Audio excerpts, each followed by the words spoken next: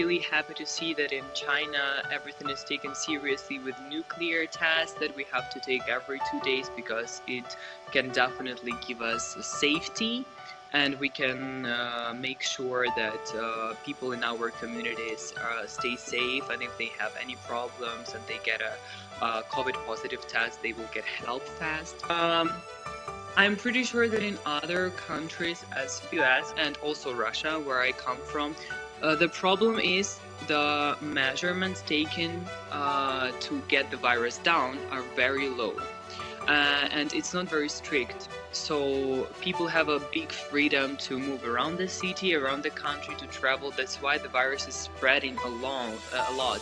And that's what I think is China is really being a winner in this game, because China takes everything seriously, strictly, and as fast as they can, other countries are being more relaxed about the situation. That's why everything is getting kind of worse. I didn't feel like I was violated by my human rights. I have a freedom to do everything I want at home. Of course, it's not very nice to be locked down, but it's a prevention for us. It's not a violation. Like, you have a freedom and you have rules that you have to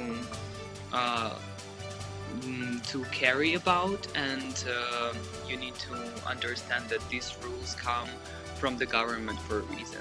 So we stay here because it's much more, like, it's safe.